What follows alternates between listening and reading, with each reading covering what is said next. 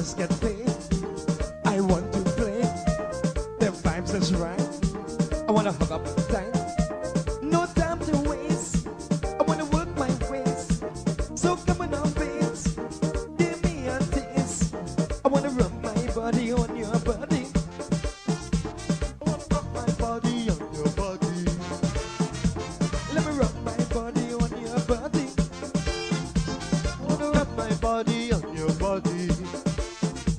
I wanna rub and love up. I wanna rub and kiss up. I wanna rub and jam up. I wanna rub and rub up. I wanna rub my body on your body.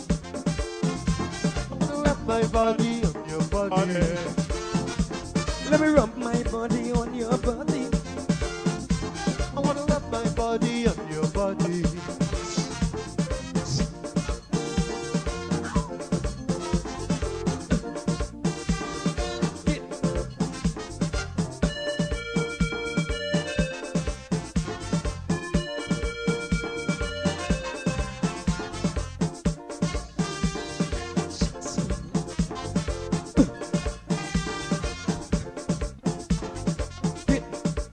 Pulling on. I'm feeling. I'm feeling.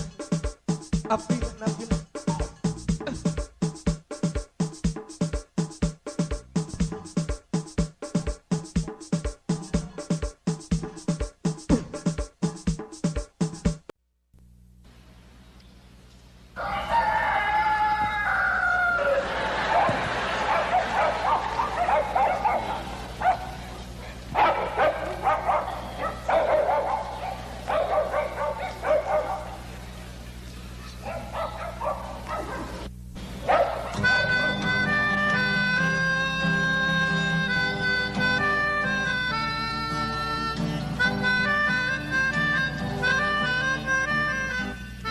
She put a pot on she hair and gone. Them a the first one out on the dam. Basket on she head, bucket in each hand. Hold up on she frock, I wanna she grandson. To the market, them a go. For the morning, the day is dawning. For cockacrow to give the villagers a warning. Rise and shine, the birds them a sing. All animal take turn as them join in the waking. Cockacrow, dagaba, donkey, bray, horse, and they even duck a quack. Cockacrow, dagaba, donkey, bray, horse, and they even duck a quack. Come and hear this sweet story that tell the people about life in the country. All day a back down, me now I come home. The naga jackass yard for fetch the load. Cockle shy hand, bag over shoulder, running by his side. A Rexy and Rover from the farm, them a come. Sun a go down but up the river. Some washing clothes, some folks are bathing at the water. Fisherman, they catch them a bring. From a canoe boat, man, them start offloading. Hello, this is attorney Shellen Washington, owner and founder of the Washington Law Firm, located at 455 Utica Avenue in Brooklyn, New York. We're specialized in medical malpractice, personal injuries, matrimonial law, and landlord and tenant. If you're in need of legal representation, please give us a call today. The number to call is 718-877-3100.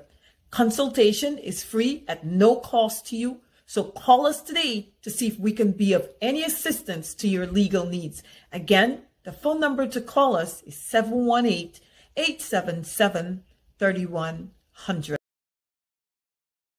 If you are looking to have your statutory declaration, affidavit of income, identity, damage or lost passport, lost license, tenancy agreement, agreement of settlement, power of attorney, last will and testament, and certification of documents, then you need to visit the Alistair Collins firm, located at the Kellyan Mall, 162 Lamaha Street in Georgetown between Camp and Waterloo Street. Alistair Collins is a commissioner of oaths and a justice of the peace. Make certain you visit him or call for more information at 649-6410 or 685-6448 or 503-1451. And there's adequate parking available. Go down to the Alistair Collins firm and have all of your legal issues settled and brought to the fore. Alistair Collins Firm. Contact them at Alistair Collins Firm.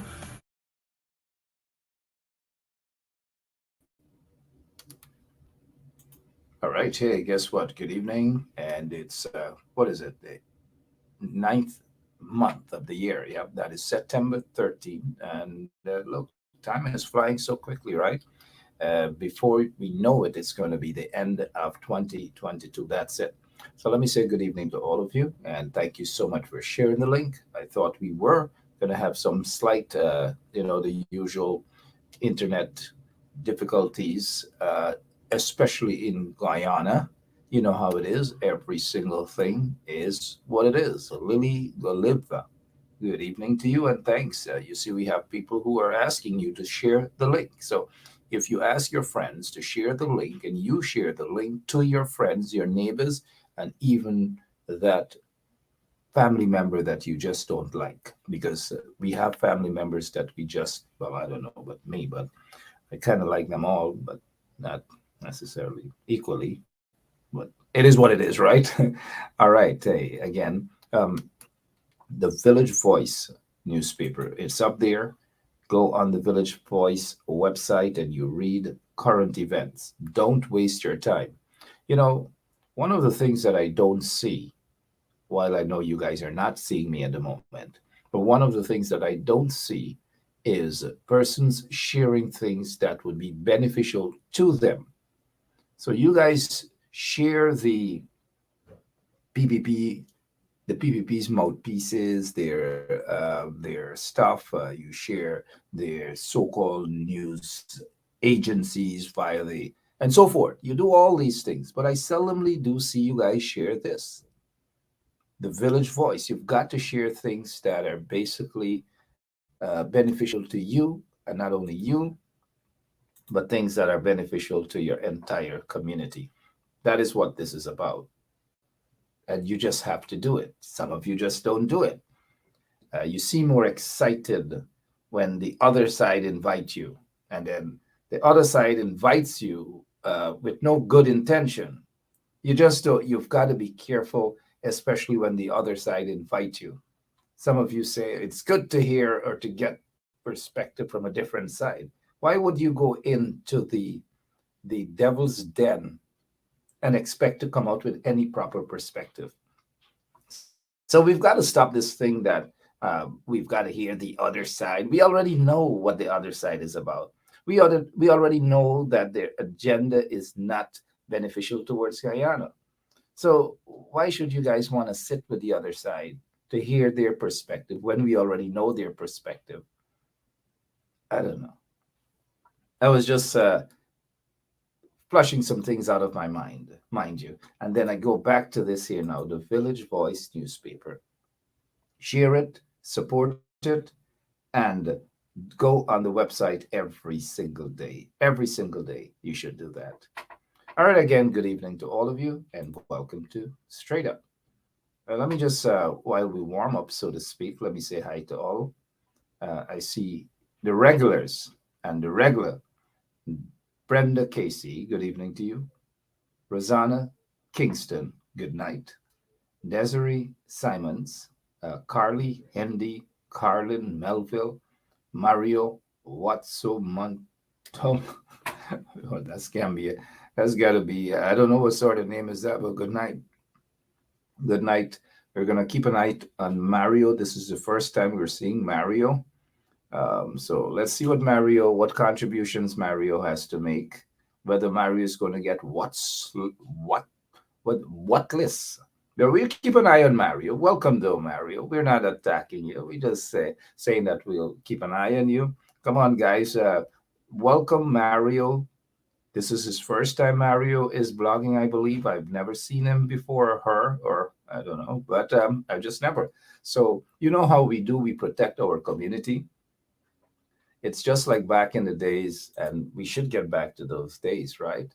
When folks walk into your village and they walk into the community and they're new, you want to find out who they are. So you pull your curtains and you peep and you try to ensure that you know who they're going and visit and how long they're gonna stay. We watching Mario as well, right? You guys keep an eye on Mario for me, please. We're gonna watch how long Mario gonna stay with us, and we're going to watch what he has to contribute within the community. This is our village. This is our community, mind you. Thanks again for sharing the link. Colin Popo, Mocha Arcadia. You don't say Mocha. You got to say Mocha Arcadia. And the other day I saw someone hop into Mocha Arcadia, open some Burnham Boulevard, did the roads, taxpayers' money, the taxpayers of Mocha Arcadia deserve that. They deserve every cent. And so I heard a bit of exchange between air fraud, sometimes I slip and say air fraud. And his name is Irfan, guys. All right. And we're not going to tolerate anybody on this show that would come here and address him as air fraud. His name is not air fraud. He was charged for fraud, 19 fraud charges. But come on, the guy's name is air fraud, Irfan. Don't get that mixed up. Please don't get that mixed up. It's air fraud, Irfan, right? All right. So Irfan went into Makkah and he felt as though he was Jesus Christ, or he was Muhammad, or he was Mother Kali, and he just jumped onto into the community of Makkah Arcadia, and they did some roads, right? Small tin roads. Okay. No wonder why Irfan went in to open that very small and tin road. And so it's a big thing.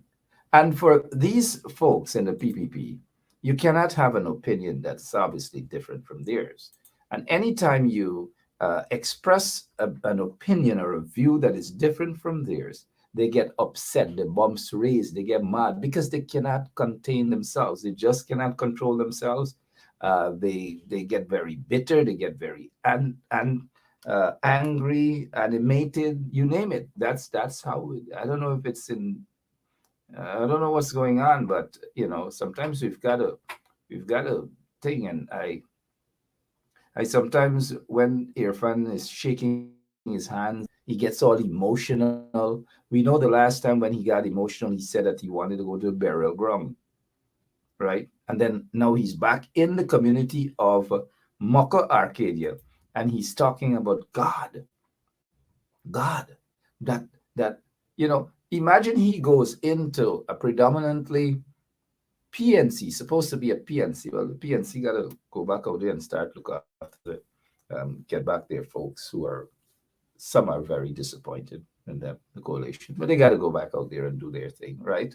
Um, and so Irfan Ali gets into predominantly coalition strong base, and he doesn't want to hear anything about politics. He's here for the people, but he wouldn't go into Port Morant or Manripo and so forth. He wouldn't go into, you guys are reading between the lines, right? You guys get where I'm coming from. You guys get the gist. Good.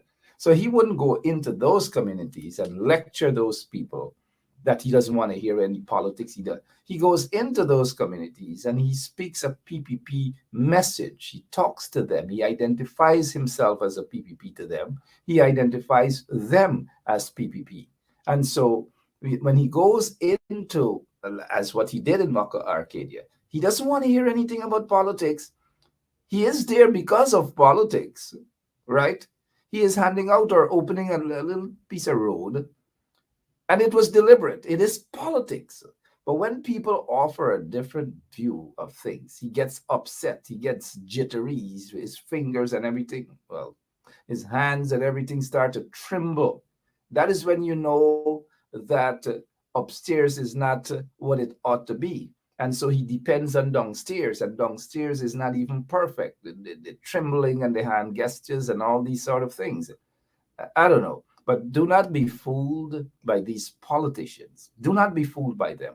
He's not going to go into the mosque, mind you, the masjid, and lecture the Muslim brothers and sisters. He's not going to do that. He can't do that. It's because he's afraid that there will be serious repercussion.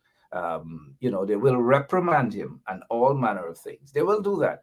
But he feels he wouldn't go into a Hindu temple and dare to lecture the Hindus about anything. He wouldn't. He would just go in, he would say namaste, namaskar. That's if he understands Hindi.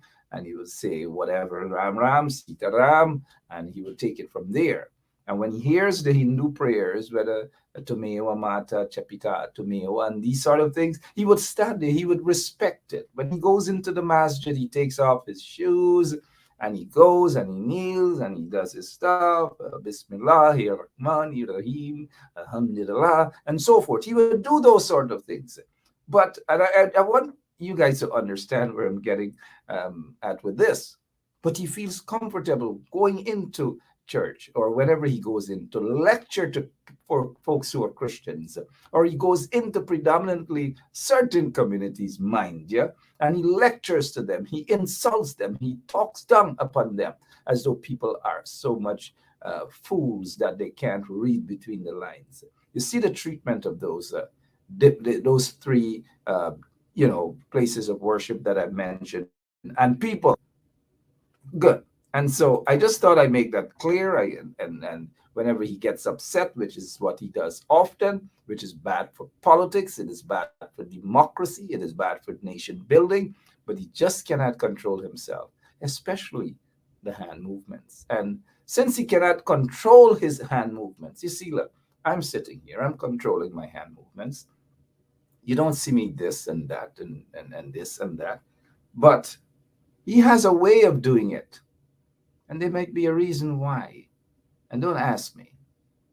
Entire international community spoke about the attempts to rig an election, spoke about the attempt democracy from the people of this country. Let's fix that first. Let us fix that. Let us rid ourselves of these monsters in society who would want to take away the rule of law and rig elections. The days for those are gone. And we must fix that. Let's start from there. Let's start fixing that. So you guys get the gist as what I'm doing. He wants to fix everything as it pertains to one set of people and do nothing to the other set of people. You get where I'm coming from, right? You guys get the gist, right? Good evening. And if you're now joining us, welcome to Straight Up. I'm looking at some of your comments. Some of you are saying, Rhonda Lane, how are you doing? Hollis Charles seem to think that Irfan Ali has mental illness, and maybe bipolar, you never know. Let's see what Rita Clark. Well, Rita Clark is just saying hi. Rhonda Lane is just saying you're so right. And let us see. Rhonda Lane also has a good point, saying, hey, PPPC are riggers. Speaking of PPPC being riggers, isn't it by now, haven't you guys got the message that the PPPC, they're not concerned about the elections petitions? They don't want the elections petitions. They're running all over the place. They now have some men sworn in as former judges sworn in for some elections commission of inquiry into the 2020 election. So all manner of things, these goats, these two goats that we're watching at, Billy Goat and what was the other goat? Let me see if you guys know your goats. Look on the screen and let me see if you guys know your goats. Billy Goat and what's the other goat again? So when they come and they try to pretend as though they want betterment of the country and democracy and all these things and elections, they talk about rigged elections. Don't buy into them. Just don't buy into them. It's just like when you go to, and I'll just put, you go to Mackenzie Market and you're buying fruits. You just don't go and buy everything that they're selling. You got to ensure that you pick it out and ensure that it is okay and so forth. And that's just what it is. And so when these two goats speak, you can't buy anything that they're saying because they're not saying it in the best interest of you, in the best interest of your community. They're not saying it in your best interest. It's always about them and how they can get something out of it. So they pop into the communities that, the sort of communities that they go and tell people to shut up and call people all sort of names and these sort of things. And so somebody's right. There's Ram Goat and there's Billy Goat. Well, quite perfect for these two. And when you see them, address them as such. Add some respect to their names, Billy and Ram. Billy and Ram, as in Billy Goat and Ram Goat. They all decide which one is Ram Goat and which one is Billy Goat. Moving away from Ram Goat and Billy Goat. There's some other things that I want to talk to you guys about, but before we do, if we can have Lemon just remove Billy and Ram from the screen, I'd appreciate it. Please remove Billy and Ram. So we were talking about this elections probe and the commission of inquiry into the 2020 elections. And now you guys are smart people. You know what's happening. Nobody could basically blindfold you and have you not know what is happening, politically or otherwise. You guys are smart people. So look at this. Just take a look. Retired judge to head elections probe. There are two judges. In fact, there are several judges, three of whom were sworn in today, and they got their certificate, their instrument, and all these manner of things. So they're ready to probe the elections. You see the energy in this, but there's no energy in the two elections petitions that are languishing in not necessarily prison, but in the courts, in the cupboards of the courts. And they don't want these cases to be expedited.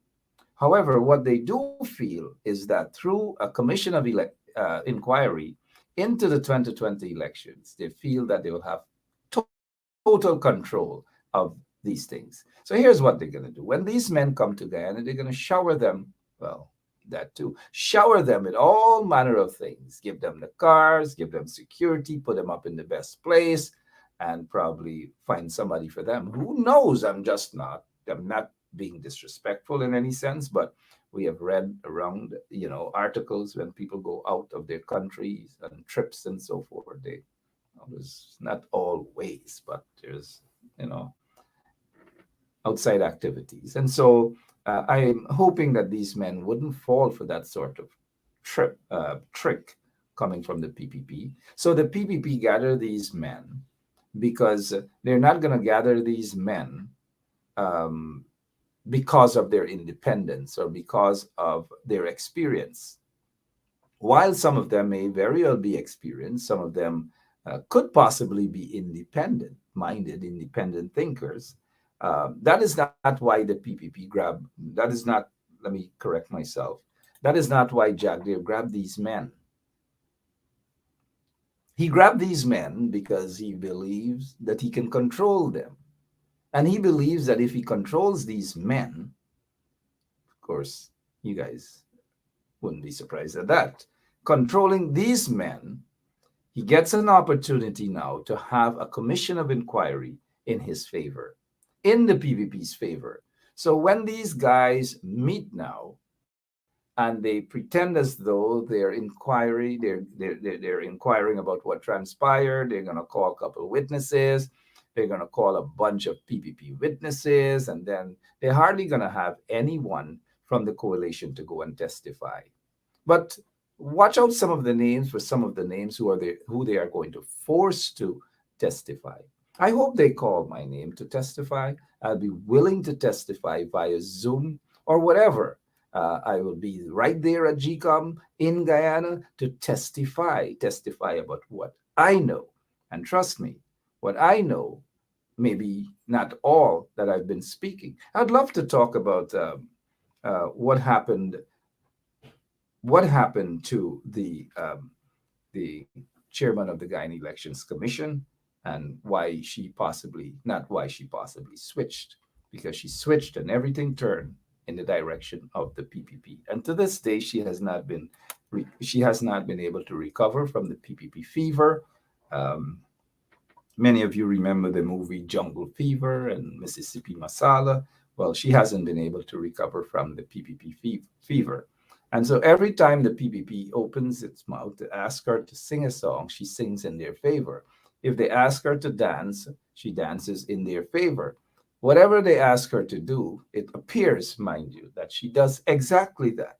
And so there's not going to be any time, at least, that she would want to sit at the table at GCOM and vote in favor of the coalition. She's not going to do that because she can't do that. And, I'd love to probably, give my version of what I know transpired, and possibly with some sort of evidence to be presented, and to have the public get to know what really transpired, at least a bit from my perspective, and not just my opinions on matters, but maybe evidence, who knows, maybe evidence to understand what really transpired. But you guys read between the lines. I will play what Mike Pompeo did out in Washington, and the fact that Mike Pompeo attempted to get in touch with David Granger to possibly tell him, and just imagine the interference during one's elections, someone like Mike Pompeo trying to reach a president of a country to dictate to that president what's the next move. And so, and I mentioned Mike Pompeo because I know that that individual who thinks that he's the best thing since sliced bread, Kisoon that is, far from it, can be the best thing since sliced bread. If you want to be the best thing since sliced bread, well, then you got to be a good slice of bread. You can't be a tennis roll. Or you're going to be a tennis roll or a bara or a polori. For those who don't know bara, bara is polori cousin. You can't be a polori and want to be the best thing since sliced bread. You're not even close to being a tennis roll. But anyways, get back to Freddie Kisoon said that Mike Pompeo spoke twice to David Granger, or called David Granger twice and spoke with him. And to respond to that Freddie Kisoon wasn't being honest at all, that David Granger, the president of the Cooperative Republic of Guyana, never had any conversation with the then Secretary of State, Mike Pompeo. Never did. Never did. In fact, on his birth night, which was July 15th, there was a phone call from Mike Pompeo when it was whispered to David Granger. David Granger, the president, did the right thing, said, to hell. Well, his interpretation is he couldn't take the call. And that I interpret to mean to hell with Mike Pompeo. And that's exactly what transpired. So you've got to also be careful that these people, when they present things to you and you read it and you think it's the gospel truth, you've got to read between the lines. They're out to basically get you, trick you guys. Do not buy into that. Just do not buy into that at all. Somebody's asking me to repeat what I said. Repeat what I said concerning what? Whether David Granger spoke with Mike Pompeo. Let's see, is that what you want me to repeat? And I will say it again, that there was no such conversation. Never, ever with David Granger and Mike Pompeo. It never existed. And so these PPP guys, including the guy who now says that he is supporting the PPP. He has been supporting the PPP and said that he will vote for the PPP. He will support and vote for the PPP in the 2025 elections. So he's now assuming that the elections will be held in 2025. And I'm of the view that if we have those elections petitions heard, that the PPP will be out of office, just like Claudette Singh practically ruled against them in 2001. Hence the elections, the early elections in March, 1 year early, because they sat there for 4+ years as an illegal government. So they have a history of these illegality. They have a history of rigged elections and so forth. And I'm not just saying it because I want to say it. I'm saying it because the evidence is there. The 1997 elections was vitiated. And then we had to have new elections in 2001. New elections in 2001. Then, after the elections in 2001, in 2006, they rigged. They stole a seat from the AFC in Region 10. In 2011, they attempted to rig again. And that is the history of the PPP. Do not be fooled by those guys. Okay? So there are some other things that we want to share with you guys. But before we get into the election stuff, also, we're not done with the election stuff. We got the Dion Bascom, Detective Sergeant Dion Bascom situation. I want to talk to you guys a bit about that and why the government, the so-called government, the illegal regime, and certain members of the Guyana police force are shielding individuals who disguise themselves as legitimate businessmen and prominent business. The Guyana is just a weird place when it comes to these, because those individuals living, if they can travel out of Guyana, because most of them, you don't see them traveling out of Guyana. They can't probably even go to Suriname border or Brazil border, afraid that they might be snatched, right?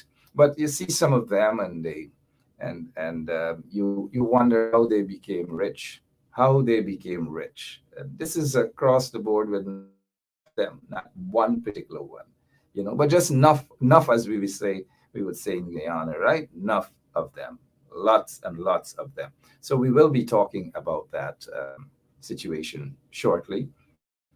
But I wanted to bring to your attention again something in case we forgot about these three fishermen. They have been missing for months. They went out with a company, working for that company. These three fishermen disappeared. Months now, we haven't been hearing anything about these guys, their whereabouts, nothing at all. And it looks as though that's it. It's done with, right? And so for a couple mornings, we just talk about the issue. They can't find the boat. They can't find the bodies. Nothing at all. And I can just imagine how the family members are feeling at this point, waiting possibly for their loved ones to just open the gate and walk through and say, hey, we're back. They're just waiting. Could it happen? But then again, these are things that members of the Guyana police force should be focusing on. They don't. They just don't do that at all. And so, if family members of these guys, these fishermen are watching, I just want you guys to know that my prayers, I continue to pray for you and your family and hopefully the return of your loved ones. Speaking of fishermen, also on the quarantine in a village called Alverston. In fact, a relative of mine, Kalitaran Mohabir, has been missing for over 2 to 3 months, possibly. And he also is a fisherman. He has been missing since then.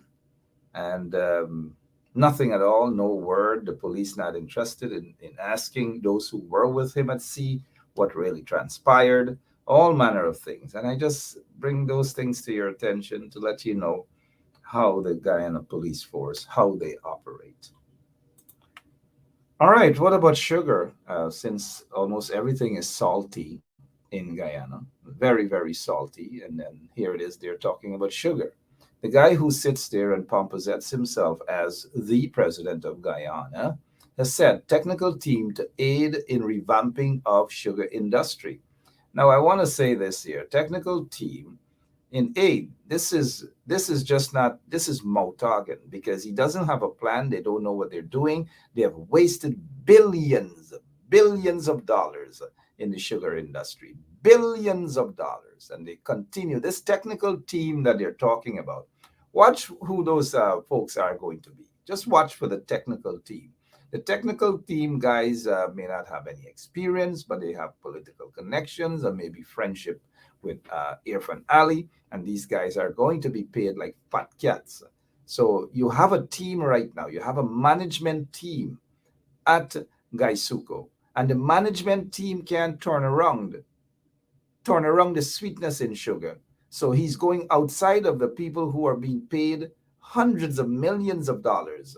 He's going outside of them now to hire a technical team to aid in revamping. So if you have a technical team, why do we need this acting CEO who said that he's going to turn the sugar industry around? Sadly, the only thing that has been turning around is the guy who sits there as the acting chief executive officer of Gaisuko, Sesnarain Singh. He seems to be the only one turning around, but not the sugar industry. He turns around. Whatever else that is, it's their business, whether they turn around or don't turn around. But what I do know is that this is a waste of taxpayers' money and all bunch of political baloney coming from Irfan Ali. Well, as you know, we oftentimes get that political baloney, trash talk from Irfan Ali. Nothing of substance, makes no sense. Majority of the times, makes no sense. Not even when he sings, he doesn't make sense. All right, we're not going to touch on the Bascom issue just this moment, but we will. I want to talk about the protest in front of the Guyana Elections Commission's office, not by the opposition. I don't think I saw any member of parliament out there. If you saw a member of parliament, I'm looking at the comments section. Please let me know. If you saw a member of parliament for the opposition protesting in front of parliament and in front of GCOM today, let me know the names or so of the individuals, if they did.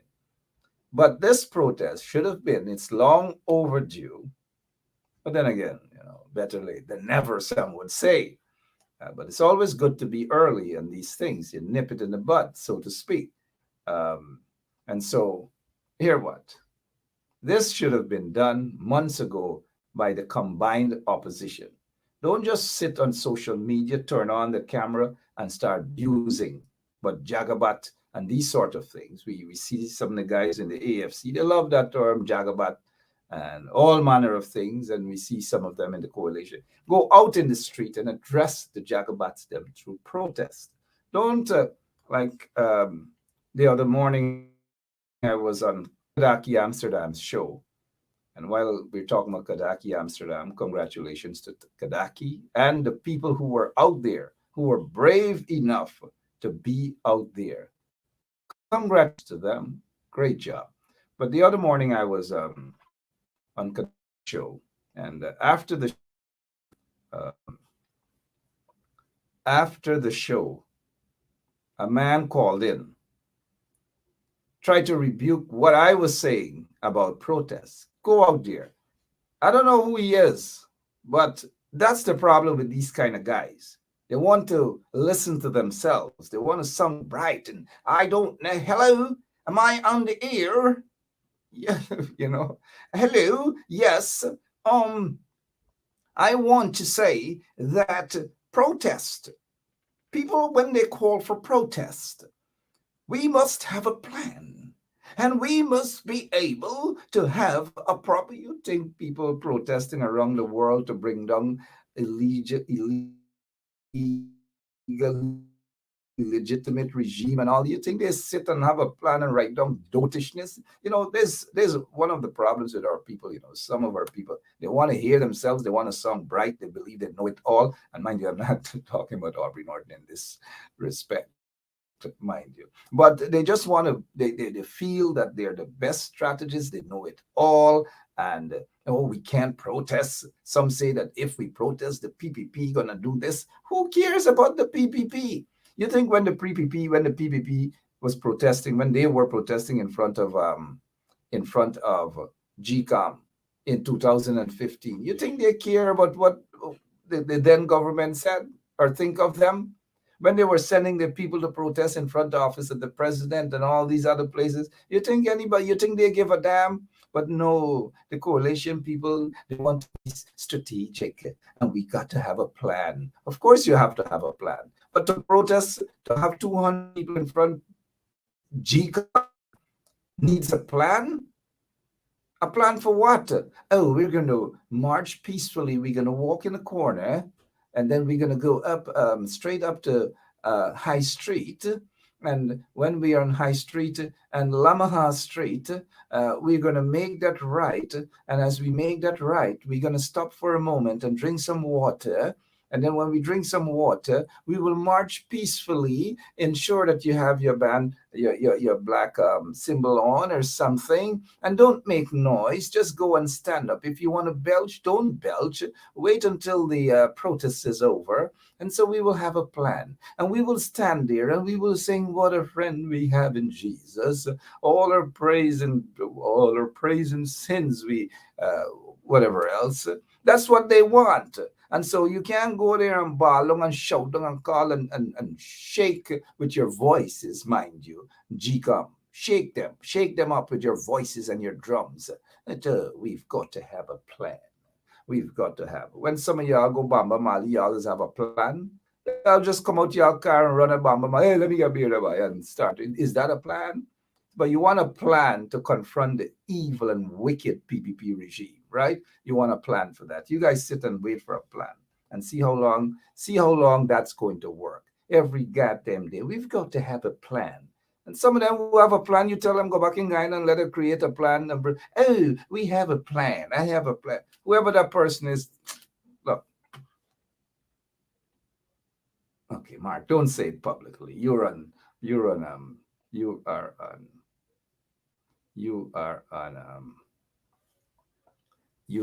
on the radio, right?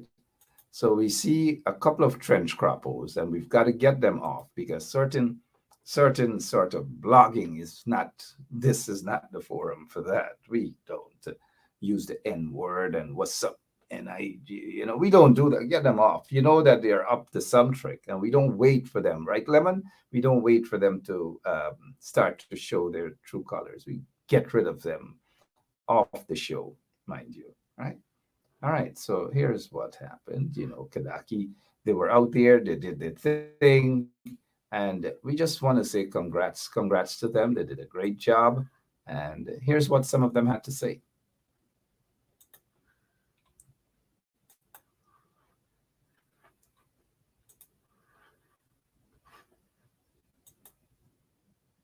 You know, no? One more and get them a lot of money, man. You're close to home. You're close to home. Damara way. Oh yeah. Yes, folks, share the live. We're back live with you from in the vicinity of GCOM, the apartheid state Guyana, and the agents of oppression. The agents of oppression. The streets are now barricaded. Citizens' rights are being impeded. They can't move as they like. They have to detour or walk. Look at the inconvenience the state is causing people. This is not a democracy, man. This is a dictatorship. Citizens have no right to protest. All they're asking for is a clean voters list. New voters list or no elections. That is what that placard says. Look.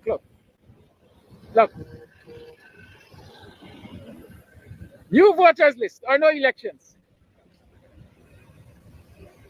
Watch it on the road there.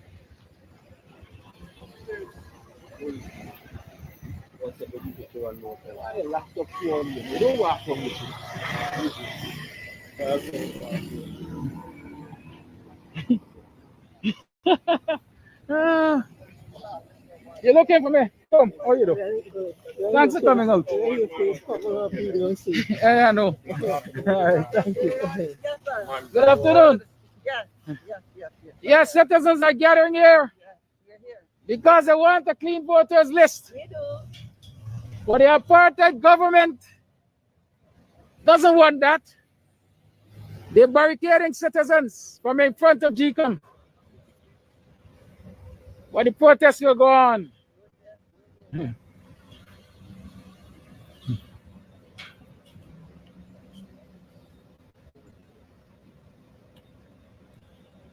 can see workers from way up the street, they have to walk all of the distance, 1 block, in order to get to lunch and so on. They can't use their motor vehicles. because the oppressors have barricaded the streets, an entire block, to prevent protest. Isn't this an apartheid state? Who said this is not a dictatorship?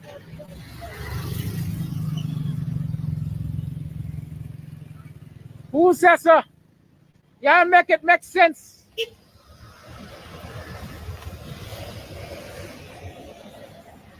You all know me. They call me Mr. Apartheid. There's not some of them saying him now. But look at the faces of oppression on the road.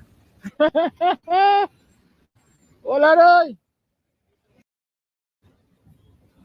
trying to that thing must go.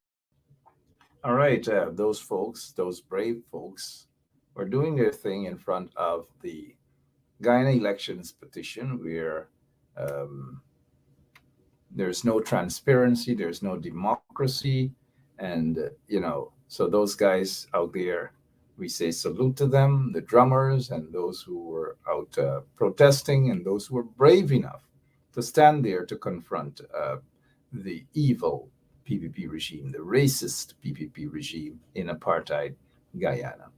And every time the PPP is in office, there's always an apartheid Guyana.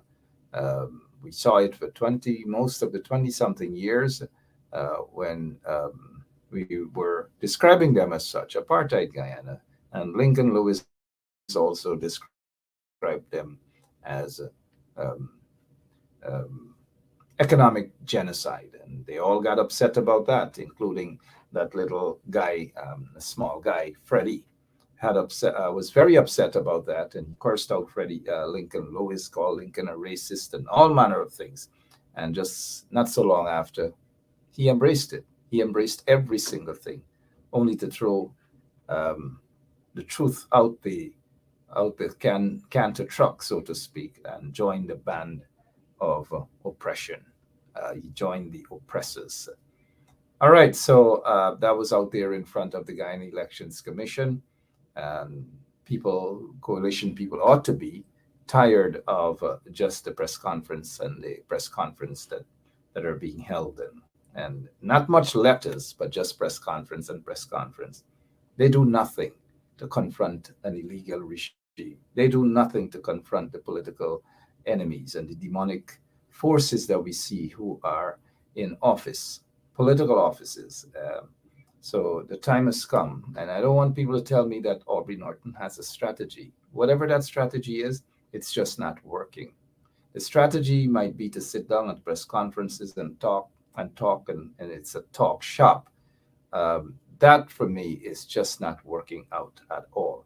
And the time has come for Aubrey Norton to switch his strategy, whatever the strategy is, only God knows, and to probably have competent people on board, competent strategists, political strategists who can possibly elevate the sort of leadership that we are that we see right now. It needs to be elevated, and the faster to do that, the better for all of Guyana, because the PPP is definitely not taking Guyana down the right track.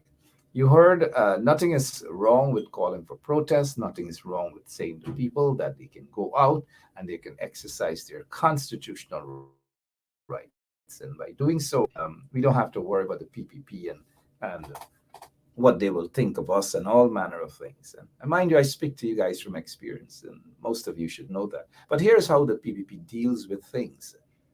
Here is how. Right across Ghana, when the ministers of Granger or Nagamutu come here after the 21st of March, you say to them, walk behind them, chase them out, they're going to be illegal. Say to them, you're illegal. Free up the country, you're undemocratic. They're going to face a different situation right across the country. When they come to the communities, whether it is in Berbice or Essecubo and Linden or in South Georgetown or Agricola or in Ennore or Port Morant, the people of Guyana should treat them as illegal. I said they should walk behind them, chase them out of your communities because it means they've been squatting in power. And that's exactly what's happening now because the PPP, they're notorious for doing that, squatting in power. As I mentioned, in 1997 elections, they were squatting in power because the elections were declared vitiated, and we had to have new elections had to be held. In 2001, and we saw they squatted in on a seat for 5 years that they stole from the people of Linden. So they know about squatting, they know about stealing elections, rigging elections, they know about that. Not just about being in bed with drug lords and money launderers, right? And the other one, gold. I want you to read my lips, right? Gold, smugglers, they know what it's like for all of those things. And we'll touch on the Dion Bascom situation just now. There's another thing that I want to bring to your attention. What is this? Okay, here we go. Let's say goodnight to Lemon. Look at this, $17 million in IT equipment handed over to the Guyana Police Force. $17 million. And these kunumunus, look at what's his name? Anil Nandala. Look at Anil Nandala. They're proud of these things. $17 million in IT equipment, as though, and plus the billions of dollars that we have allocated for security in the country. They round up $17 million in this equipment. What is it? Printer, printing papers, and whatever, maybe 1 or 2 computers, and they're proud. This is progress for them. This is progress for them. They are proud of this. This is progress, right? Progress. That's how Anil would pronounce it. This is progress, right? This is progress. So you see here, and so they come and this is so, they want people to be so proud of them. So proud of them. But I wish, I don't know the article because I don't read DPI. I just saw the headline floating around on Facebook and I was like, I'd like to know which company they used to spend $17 million and who actually got the contract for that. Well, sometimes when you see the headlines, you would know the motives, and it doesn't make sense to read the article further. You will see exactly what you already know. So who's the company? I'm sure it's, $17 million to some friendly company, and it's a way of ensuring the boys get a little money, they get a little top up, and that's it. But I hope that it wasn't donated, though, by any drug lord or any money launderer or, you guys come a little closer, let me whisper, or any gold smuggler, right? Gold smuggler, or any gold smugglers. All right, so this is what's happening. That's one of the things I just wanted to bring to your attention on that particular issue. All right, so let's get over now to the Bascom situation. The Bascom, many of you know Bascom, right? Dion Bascom, he's the cop. He's no angel. Walk around this earth and you find me an angel. And I want to see that angel. And so Bascom is no angel, mind you, but putting that aside, what is he talking about now? And in my conclusion, he is making a heck of a lot of sense, and he's driving shivers up where for Jack Dio, Irfan Ali, and Robeson Ben, including, of course, members, certain cartoon characters, corrupt individuals in the Guyana police force, and their friends, the crony friends who disguise themselves as legitimate businessmen. But I don't know. Maybe some of them should take a plane out of Guyana, or a plane will eventually take them out of Guyana. You never know. Maybe it could be soon. You just never know. But before I continue on the Bascom situation, before I forget, what about this here? Monday, it is Monday, or the 19th of September, which is Monday, the 19th of September is a holiday, a national day of mourning. And so Guyana will stop what they're doing. If you have to pee, ensure you pee Sunday night. If you have to spit Sunday night. If you have to do whatever, if you got to go around the cathedral as quickly as possible, do it Sunday night. Stop everything that you're doing. Every single thing that you're doing, you plan on doing, because on Monday, it is a national day of mourning. And so Irfan Ali wants the entire nation to stop what they're doing and mourn the passing of Queen Elizabeth. Just stop and just mourn, right? All of the atrocities in Guyana. Every single day we see it. Every day we see it. And we don't stop for a minute to pray and mourn for Guyana. But on Monday, Guyanese are told that they should stop. I assume Aubrey Norton and all of these guys are also in favor of that. So Aubrey Norton will stop also. All of them will stop, and they will mourn.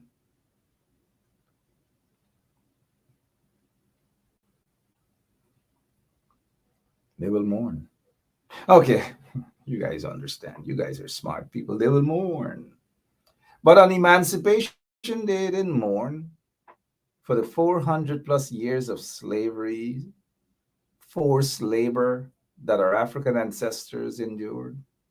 Without pay, their cultures stripped, their religion stripped, their language stripped, millions of them murdered, their continents raped, riches pulled out, extracted out of the ground, all of the minerals, every single thing.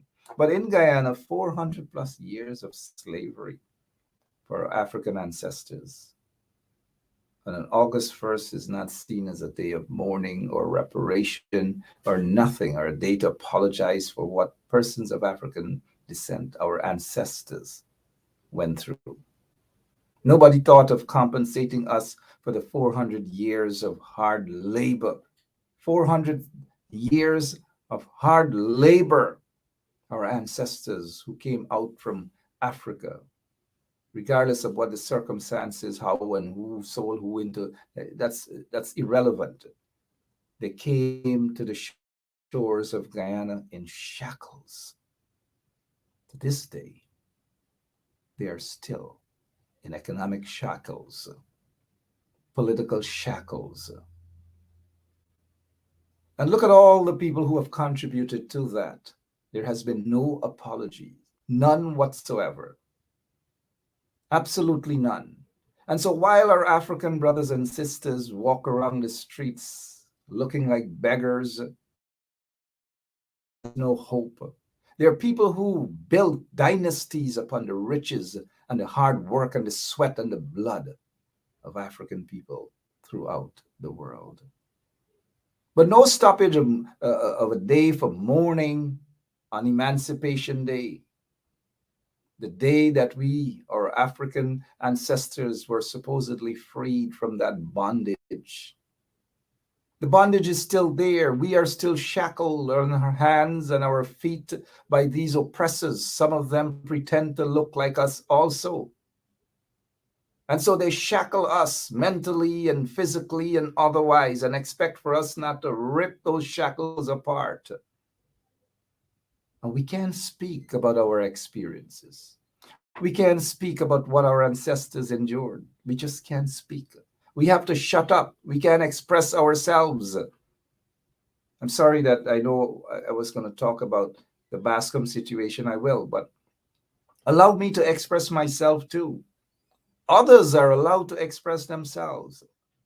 Our brothers and sisters in the Jewish community, went through a traumatic period where that murderer Hitler did what he did with the Holocaust, right? The Holocaust, and hundreds of them, probably thousands of Jews were killed. It didn't happen 400 plus years ago. It happened of recent times. And all of our Jewish brothers and sisters, rightly so, they have every right to remember what happened to their people. Every single right. Shalom to our Jewish brothers and sisters, Bezedeh, Manishma, what is it? Bezedeh Toda, right? They can speak about their pains. They can speak about the oppressors and the murderers who caused those sort of pain towards their people, their ancestors. They can speak about it, and it is perfectly fine.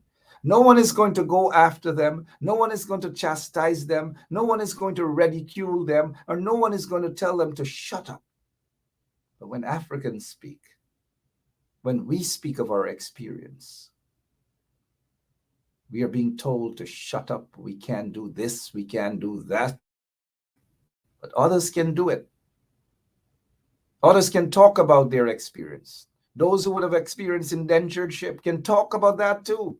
They can talk about some of because indentureship is nothing, and I want to repeat this, it's nothing close to ever resembling what our African ancestors went through. Nothing close to that at all. Slavery was like a big Guinness bottle compared to what indentureship was, a little needle. That's the comparison. But yet folks are allowed to talk about even the experience of indentureship. It's okay to talk. It's okay to talk about wherever our Indian brothers and sisters or some of my Indian ancestors came from, the slums of India. They didn't come into Guyana with shackles on their feet or their hands or whatever. They didn't come into Guyana in that sort of bond. They came to Guyana free of their religion, their culture. They could practice, they could do everything, their language, every single thing, albeit now most don't even know their language, right? And so that is it. So when I hear and I see professors expressing themselves about colonialism and how it divided, and slavery, how it hurt us as a people, we can't express how we feel. We can't say that we're hurt. We must shut up, and we're called all manner of names. We lazy, we this, we that, and all manner of things. And they got to find out where civilization started. All of the indentured folks who went to Guyana were taught by our African ancestors how to read, how to write. Some made good usage of that, some didn't. Irfan Ali may be in that category that didn't. And so that is exactly. When they came through indentureship, they had to be taught how to cut cane, how to plant rice. A lot were welcome into villages that were already built, that were there. So we are people, our African people, our African ancestors were strong. They have a strong history, a rich history, and a rich culture to be ridiculed as though we have no voice in this day and age. Some have expressed themselves how they feel about the Queen. But it's wrong, right? We can't express ourselves. We've just got to shut up and pretend that 400 years of slavery, of murdering our African ancestors, raping our women, and the monk that threw themselves overboard in the Atlantic on their way to various parts of the world, forced labor. We must shut up and pretend that the hurt is not there, pretend that the wound never existed. And while we watch individuals move around in their or even on their thrones or wherever they sit, worth hundreds of millions of dollars, their costume, their jewel, their rings and their chains and all manner of things, and they divide up their estates amongst their loved ones, hundreds of billions of pounds and dollars and all manner of things, we must sit by and say nothing. We must shut up. We must be quiet.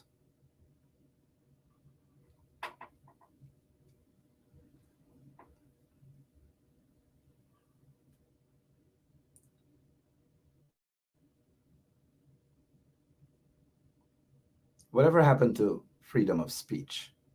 Whatever happened to democracy? Or is it just for a few who can speak up? The professor at that university can speak up, can express herself, how she feels about colonialism, how she feels about the dynasty. She cannot express herself. For that, for some, she's wrong. But for millions of Africans around the world, she speaks on behalf of those. Millions upon millions, she speaks on behalf of. And now, on the other side, though, some should not have waited until she died. Queen Elizabeth. Express yourself. Protest in front of her, wherever it is. Just protest. Don't wait, and then you feel comfortable. Now she's no longer you all over the place, and you blah blah blah. The queen this and the queen that, and you know. And just imagine what those our African ancestors went through. Just take a look at how Markel is out there in the Margell, or that Meg. I don't even know her name. Sorry, that Prince Harry is married to. Look at the treatment. Look at how they're treating her and possibly her kids. Just look at the treatment. Look at the struggle that Prince Harry has to go through, all because he's married to a black woman. And if you check the history of the dynasty, you will see that it has a lot of blackness in it. Anyways, you guys have a holiday now in Guyana, Monday, a day of mourning. Maybe we should use that day to mourn for Ronald Waddle, who was slaughtered under the PPP. We can use that day to mourn the murder of Courtney Crummy Wing and scores of others. We can use that day to mourn those things if the PPP wants to mourn. We can mourn for those things. We can mourn for the state Guyana is in currently. We can mourn for that. We can mourn for the police force as well. Speaking of the police force, let's get right into business. The murder of Fagundes, known as Paper Shorts.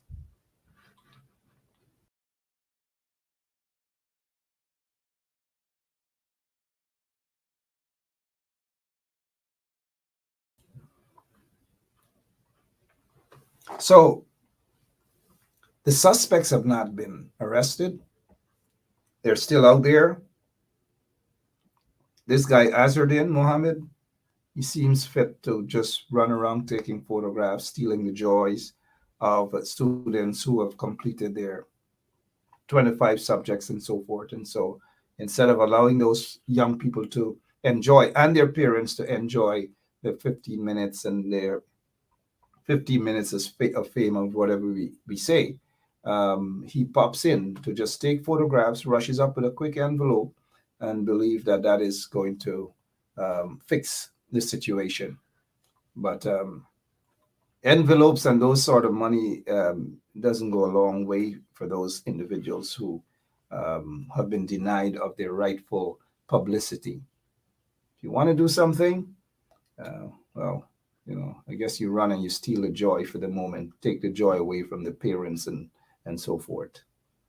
But the acting commissioner of police, Hicken, has not done anything to rein this guy in, to question him. Mind you, he's a suspect. He's not, I'm not saying anybody's guilty of anything. He's a suspect, but they need to get to the bottom of the investigation. And they're not doing so. It seems that the police force is just bent on covering up certain crimes, bent on covering up certain crimes. They seem to be bent on covering up certain crimes. Caesar, for example, back in 2016, the PPP were saying that they have video and audio evidence about him and corruption. They were saying they have videos and audio evidence. The PPP were saying that in 2016. The police went into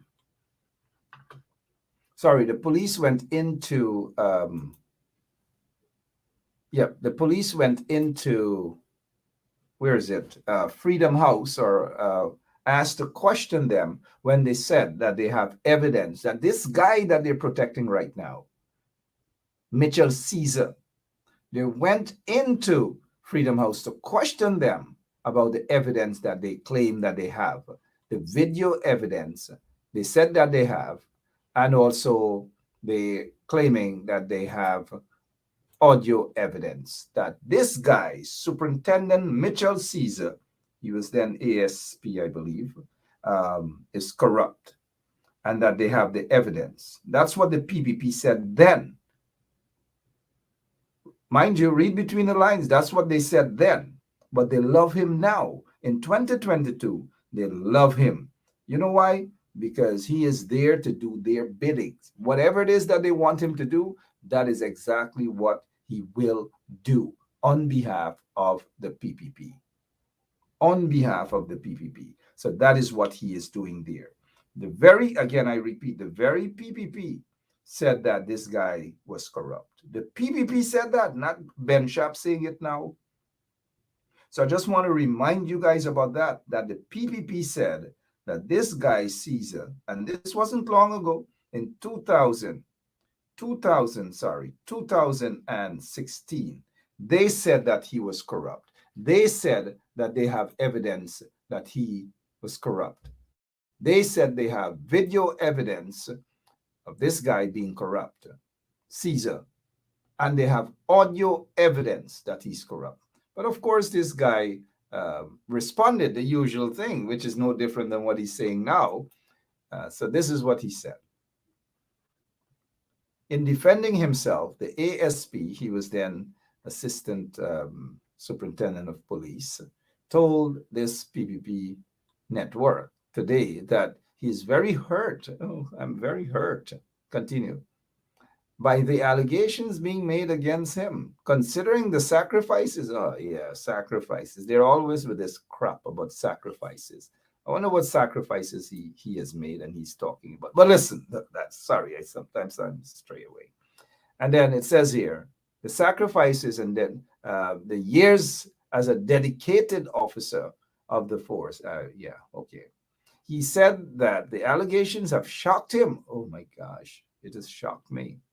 Explaining that everything which he owns has been made possible through loans taken from the banks. Don't we oftentimes hear these Jim Cockburn Ramgood stories about, oh, I became rich and I have a nice Audi car. I have a big apartment building out in Perica for 60 rooms. I have a house in Tucson. I have another house in another area. And I'm currently building another house. You know, how some of these guys are. I'm not saying that, I'm speaking directly in general.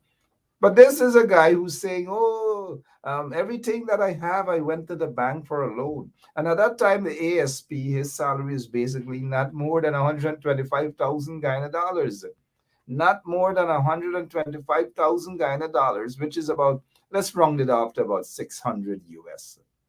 And you guys in the US or other places, you could work for 600 US, 600 US a month, or let's say 600 or even 700 US per month. You could work for that and then go to the bank for a loan. You could take that and go to the bank for a loan. You could own big buildings. You could drive around fancy cars, whether it's an Audi or maybe if it's a car you have, maybe somebody might have given you as a gift, maybe some drug lord or something. And again, I'm speaking in general, right? And so some of these guys feel that this is what they can make people a bunch of jackasses by saying they acquire all these things through bank loans and all. But anyways, let's continue. Quite recently, television journalist Travis Chase had declared, again, here's Travis Chase now. Travis Chase declared that he had recordings of alleged wrongdoings by Caesar, this very Caesar. On Monday at a press conference, this is, mind you, back in 2016. On Monday at a press conference, a top official of the People's Progressive Party also made similar claims. When asked to comment on the allegations against him, the ASP, Caesar that is, stated that if either Chase or the PPP should have been, have, evidence which they claim to support these allegations of his wrongdoings, then they should come forward since he has nothing to be fearful of. And you know what? The PPP didn't go forward. Travis Chase didn't come forward. If Travis Chase has those tapes, maybe he can still play it, unless Travis Chase just isn't willing to play certain tapes any longer. Any longer. And if Travis Chase is watching, how are you, Travis Chase? Maybe you should play some of the tapes if you have them. If you have them still, don't use them for any other thing but to inform the general public. So Bascom now has made some serious allegations against the very cop who claims that he is clean, Caesar, and others. And we have been hearing for over a month now about these allegations, cover up and so forth, murder probe into the death, the murder of this guy, Fagundes, known as Paper Shorts, and allegations that he was murdered, allegations he was murdered because of some personal beef between these two guys, Khan and Mohammed, and therefore Paper Shorts met his death as a result of some beef. And the suspects are still Azardine Mohammed. The police have said that they wanted to interview his security guy, Mark Richmond. And to this day, Mark Richmond has not been interviewed by the police. Azardine Mohammed has not been interviewed by the police. Well, we know why, and we can understand why. Only in Guyana, certain little midgets can be king on their own thrones. And so nobody has been touched in terms of questioning either Azardine Mohammed or this guy, Mark Richmond. And we can just understand why, right? And if you notice here, they're in the picture there with his friend Irfan Ali. But when we look at the messages sent about this case way back in April, we're seeing here, way back in April, we're seeing that this message about this murder probe was sent to Barrett's puppet. Yeah, so I'm correct. Barrett's puppet. Irfan Ali. It was sent. So these guys had the information long from now. And so they can't pretend that they didn't know anything.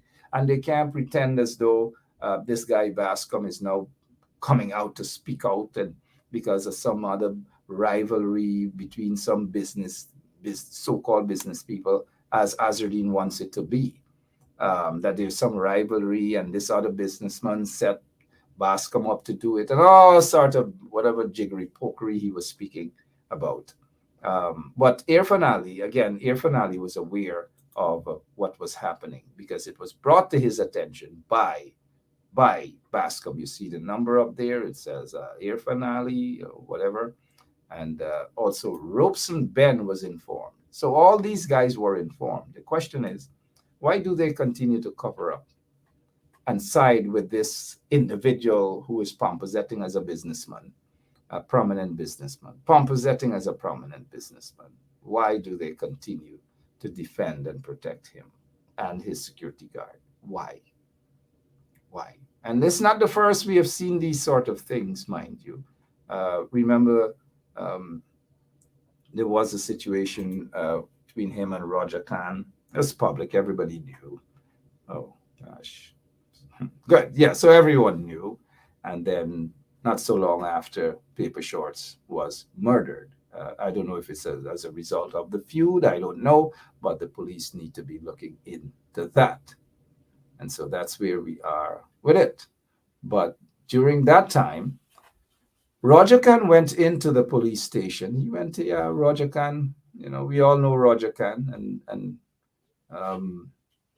now is not the time to mix up who is Roger Khan and what Roger Khan allegedly did and all that. Now is not the time to mix that up. We're talking about a murder probe that the police allegedly covered up because of their friendship and relationship with Azardine Mohammed. Allegations of that, mind you, allegations of that.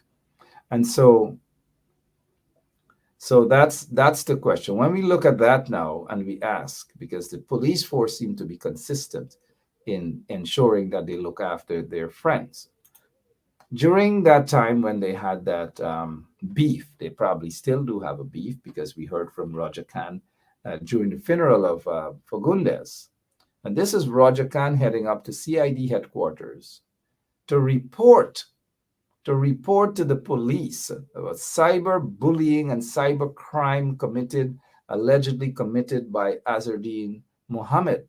And that's Roger Khan walking up. It's ironic, right? I know, but we can deal with those things later. Ironic, though, that he's walking up the CID headquarters with his daughter to make a complaint against Azardine Mohammed. And as you know, like every other thing in the country where crimes were either allegedly committed or whatever, these individuals who are overnight rich people never seem to be pulled in for fitness. And so the police, then the policeman who was investigating this matter with some others, are alleged to have a very, very close contact and relationship with, alleged again to have that sort of contact and relationship with Azardine Mohammed.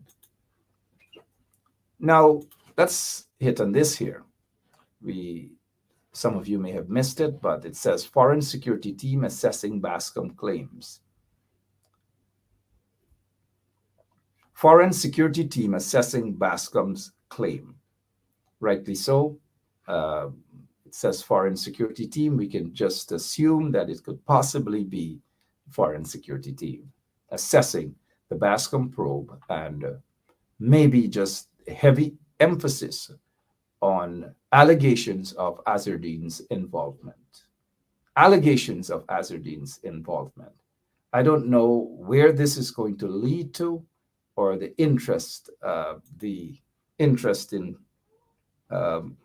Azardine Mohammed, specifically by foreign agents. I don't know, but maybe Azardine should probably.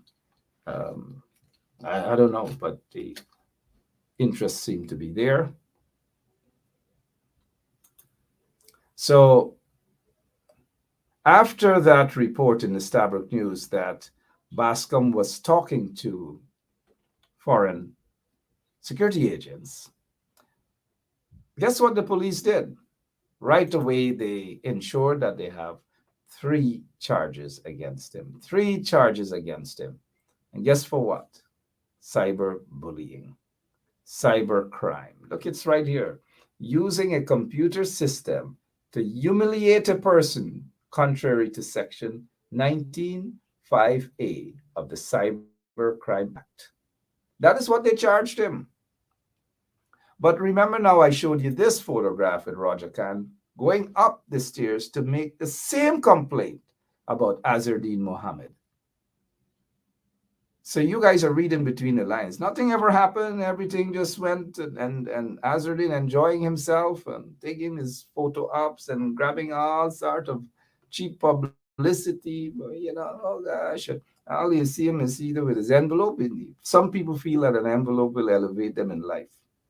But if you have nothing else to offer other than an envelope, it's just empty. Empty. Not even the envelope's worth anything. And so the police didn't say anything. They didn't do anything. And that was it. And so they rushed now to charge Bascom. 3 charges, cyber crime. 3 charges. 3, I repeat, 3 charges. 3 charges. He has to go to court.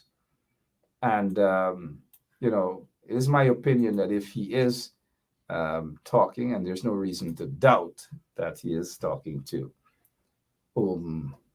foreign security team, that he should continue to talk to foreign security team, and foreign security team should do more in order to protect this young man's life, the life of his family as well, because Irfan Ali is not going to do it. Irfan will not protect this guy. and his family. Because as far as Irfan and his cronies are concerned, this guy doesn't worth any protection, because if he does that, he will be going, Irfan Ali will be going against his friend, Azardine Bacchus. And so Poe Bascom, Detective Bascom, is out in the cold all by himself. But if the report about Bascom being interviewed, not that Bascom rushed to talk to foreign security agents, not that he rushed to talk to them. This story is definitely big, and even it has attracted the ears and the interest of law enforcement agencies outside of Guyana, because we can't depend on those law enforcement agents in Guyana to do anything about this case with Fagundes, because they're not going to do it. When they go into a particular office and they take off their shoes and they collect the envelopes and whatever, I don't know, mind you, right? It's like we're watching a movie though, right? So we can't expect the police in Guyana to protect this guy when the police seem to be protecting others who should not be protected with taxpayers' monies, but feel as though they run the police force by giving out crumbs and possibly corrupting some other police officers by land distribution, house and cars and computers to this. And I don't know. It seems as though some policemen are so weak and policewomen are so weak to be caught up with that sort of bribery and corruption and so forth from so-called businessmen. Again, no one is being painted alone with that brush, but businessmen who the cap fit, let them wear it. And so no protection for Bascom at this time. And I do hope that whatever it is that Mr. Bascom has, that he would be able to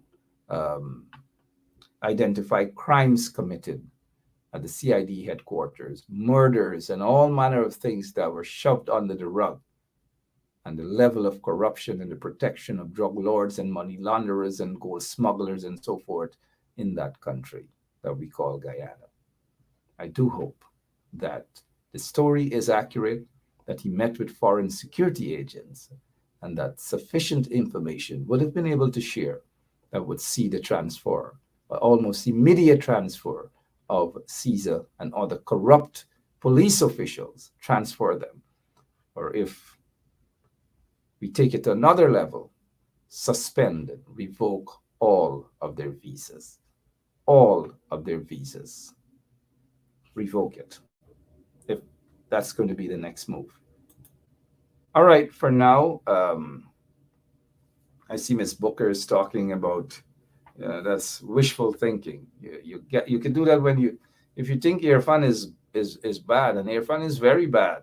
You should hear others speak. They can't even talk properly. They're 10 times worse than Irfan Ali. They can't even talk properly. Anyways, what else we can talk about? Reminder that Bascom now has three charges level against him. And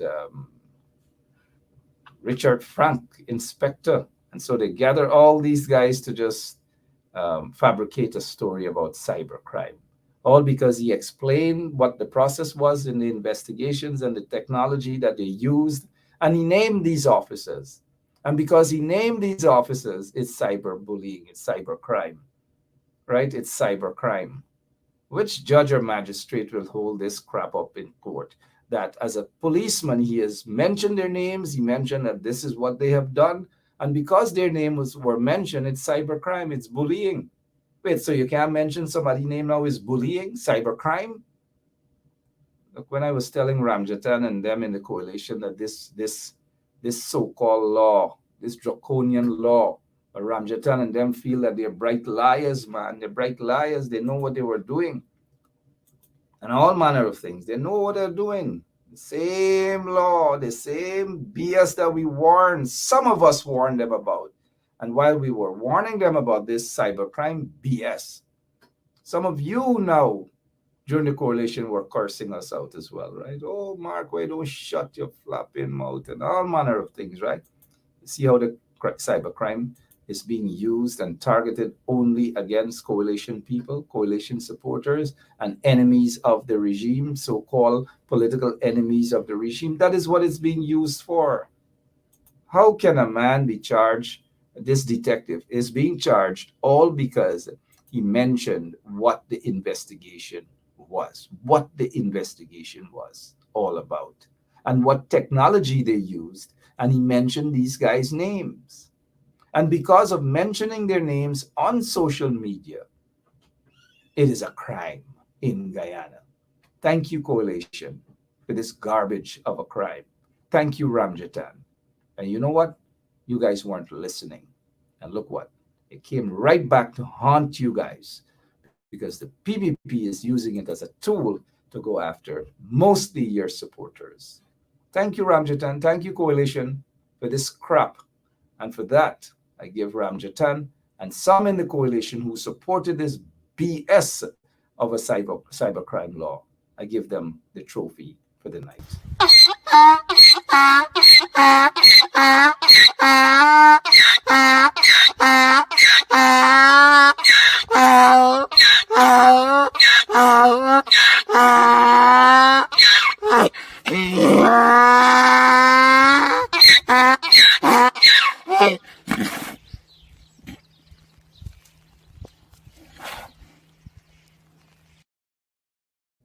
All right, we've got to go. Thanks for that cybercrime law, that draconian law, Ramjatan and others. Thank you, guys. You see the BS that's happening now, right? You see a lot of things that's happening now that should not be happening at all. Then again, it is what it is, right? Rudy Small from Linden, that man has resigned, and watch who they're going to put there next. That's all I wish to say. Good riddance, Small, and that's it. Thanks a lot for that piece of information, guys, Deborah and others.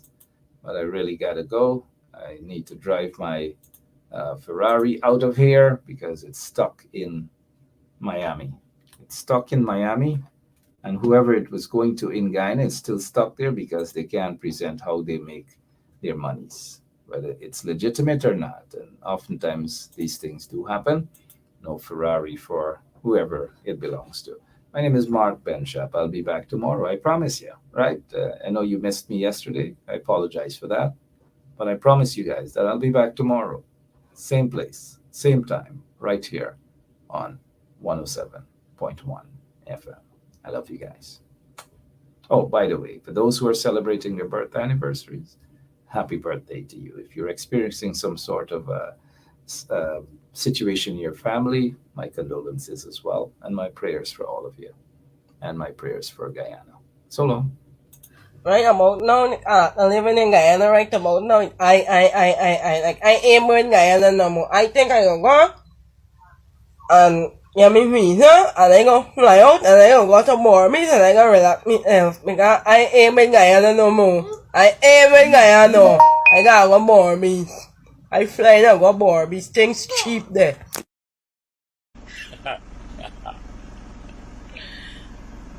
Pressure boss pipe. Pressure boss pipe, boy. Umaninza, Guyana de underwater. Oh, wrong. Sorry. Umaninza, Guyana de under pressure. What? Bangamary's $400 pong. So, this is attorney Shellen Washington, owner and founder of the Washington Law Firm, located at 455 Utica Avenue in Brooklyn, New York. We're specialized in medical malpractice, personal injuries, matrimonial law, and landlord and tenant. If you're in need of legal representation, please give us a call today. The number to call is 718-877-3100. Consultation is free at no cost to you. So call us today to see if we can be of any assistance to your legal needs. Again, the phone number to call us is 718-877-3100.